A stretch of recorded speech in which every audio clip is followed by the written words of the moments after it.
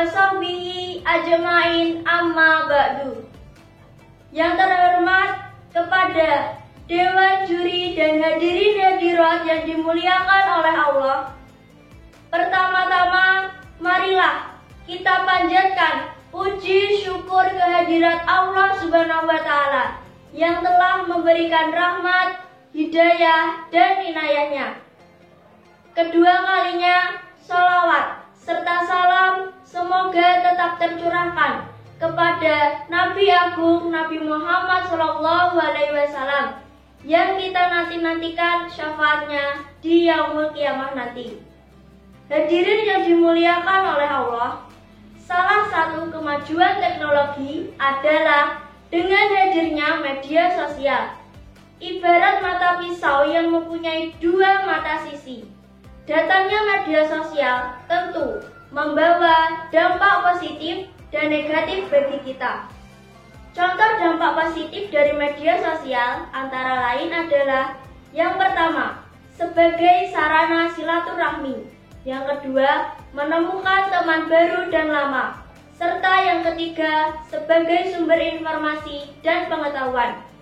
Sedangkan contoh dampak negatifnya antara lain: yang pertama, mudahnya tersebar berita hoax; yang kedua, memacu kriminalitas; yang ketiga, memakan waktu produktif; dan yang keempat, mudahnya penyebaran konten yang tidak baik.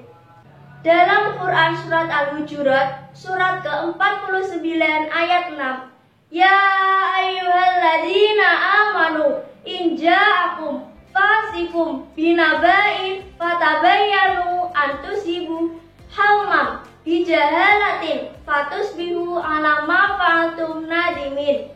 Artinya, hai orang-orang yang beriman, jika datang kepadamu orang fasik membawa suatu berita, maka periksalah dengan teliti agar kamu tidak menimpakan suatu musibah kepada suatu kaum tanpa mengetahui keadaannya, yang menyebabkan kamu menyesal atas perbuatanmu itu. Quran Surat Al-Hujurat surat ke-49 ayat 6. Quraisy Shihab menerangkan ada dua hal yang dapat diperhatikan terkait ayat tersebut. Pertama, tabayun atau memastikan kebenaran berita tersebut.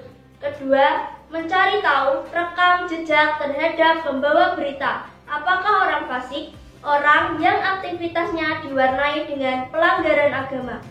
Dengan kata lain, kita harus menyaring apakah suatu berita itu benar atau hoax.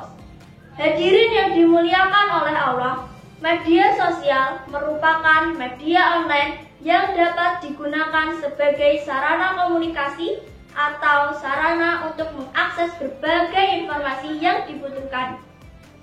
Di zaman milenial seperti sekarang ini, banyak orang yang sangat bergantung pada media sosial, sehingga muncul sebuah istilah no medsos, no life.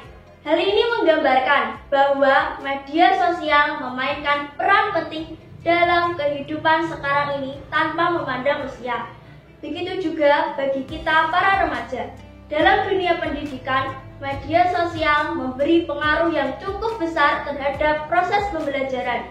Pengaruh positif terhadap dunia pendidikan salah satunya akan memudahkan para siswa untuk mengumpulkan informasi, menambah pengetahuan, dan membuka wawasan. Membantu para siswa untuk tanggap terhadap perkembangan teknologi, kreatif, dan terampil dengan melihat media pembelajaran yang ada di media sosial. Namun, tidak dapat dipungkiri bahwa media sosial juga dapat memberikan dampak negatif terhadap dunia pendidikan, yakni dengan berkurangnya semangat para siswa untuk membaca buku pelajaran atau mencari sumber-sumber belajar yang ada di perpustakaan. Mereka menganggap hal itu terlalu ribet. Siswa menjadi malas belajar dan lebih sibuk dengan media sosial saja. Siswa enggan berinteraksi dengan orang yang ada di dekatnya, sehingga menimbulkan kesulitan untuk berkomunikasi ketika tatap muka. Dan yang paling parah, menyebabkan kecanduan bagi para siswa. Disinilah peran orang tua dan guru sangat penting untuk membantu anak atau para siswa agar mereka menggunakan media sosial secara bijak dan bertanggung jawab.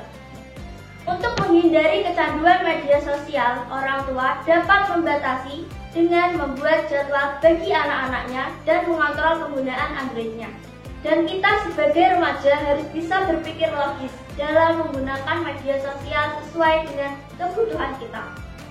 Dalam kesempatan kali ini, saya mengajak kepada semua teman-teman remaja, mari kita bijak dalam bermedia sosial.